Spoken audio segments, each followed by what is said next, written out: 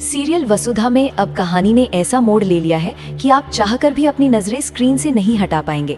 तैयार हो जाइए एक ऐसे धमाकेदार ट्विस्ट के लिए जो हर किसी को हैरान कर देने वाला है। अब तक कहानी में सिर्फ साई के गायब होने का सस्पेंस था, लेकिन आने वाले एपिसोड में हालात पूरी तरह बदलने वाले हैं। इस बार झटका सिर्फ एक नहीं बल्कि ऐसा है जो सीधे चंद्रिका को हिला कर रख देगा, इतना कि वो शॉक में चली जाती है। दरअसल सब कुछ शुरू होता है एक फोन कॉल से। साई के फोन से कॉल आता है और उसी के आधार पर चंद्रिका बिना देर किए घर से निकल पड़ती है।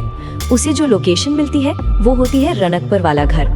उम्मीद और बेचैनी के बीच वो जैसे ही वहां पहुंचती है और गेट खोलती है, अंदर से दादी सा की आवाज आती है, कौन है? मैं आ रही हूँ, रुक जाओ। बस यहीं से शुरू होता है असली ड्रामा। जैसे ही चंद्रिका दादी सा को देखती है, दोनों एक दूसरे को देखकर पूरी तरह शॉक्ड रह जाती हैं। माहौल अचानक से भारी हो जाता है और किसी को समझ नहीं आता कि आखिर चल क्या रहा है। तभी माहौल और ज्यादा इंटेंस हो जाता है जब पीछे पीछे दिव्या, अविनाश, देव और वसु भी वहां पहुंच जाते हैं। अब गुस्से और डर के बीच चंद्रिका का सब्र टूट जाता है।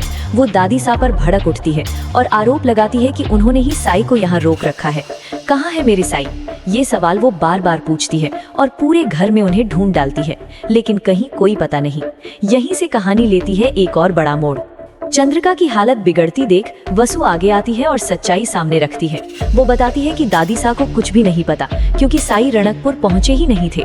ये सुनकर चंद्रिका और भी उलझ जाती है क्योंकि उसे तो खुद साई ने बताया था कि वो यहाँ आ चुके हैं और तीर्थ यात्रा पर जाने वाले हैं, लेकिन सच्चाई इससे कहीं ज्यादा खतरनाक निकलती है। वसु आगे बताती है कि साई घर से तो निकले थे, लेकिन रणकपुर पहुंचने से पहले ही उनका एक्सीडेंट हो गया। जैसे ही ये बात चंद्रिका के कानों तक पहुंचती है, उसकी दुनिया जैसे वहीं थम जाती है। इससे पहले कि वो कुछ समझ पाए, वो वहीं जमीन पर गिरकर बेहोश हो जाती है। सीन यहीं खत्म नहीं होता, बल्कि यहीं से असली सस्पेंस शुरू होता है। चंद्रिका को तुरंत अस्पताल ले जाया जाता है, जहां डॉक्टर एक चौंकाने वाली बात बताते हैं, वो गहरे शॉक में चली गई है। अब सबसे बड़ा सवाल ये है कि वो कब होश में आएगी। डॉक्टर साफ कहते हैं कि ये कुछ घंटों में भी हो सकता है या फिर इसमें 1 साल तक का समय भी लग सकता है, यानी सब कुछ अनिश्चित है। अब कहानी पूरी तरह से एक रहस्य बन चुकी है। क्या साई सच में जिंदा है? क्या वो वापस लौटेंगे? और अगर लौटे तो इस पूरे हादसे का सच क्या निकलेगा? वहीं वसु की जिंदगी अब किस मोड़ पर जाएगी?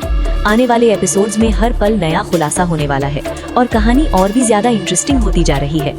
आपको क्या लगता है, साई वापस आएंगे या कहानी कोई और बड़ा ट्विस्ट लेने वाली है? अपनी राय जरूर बताएं।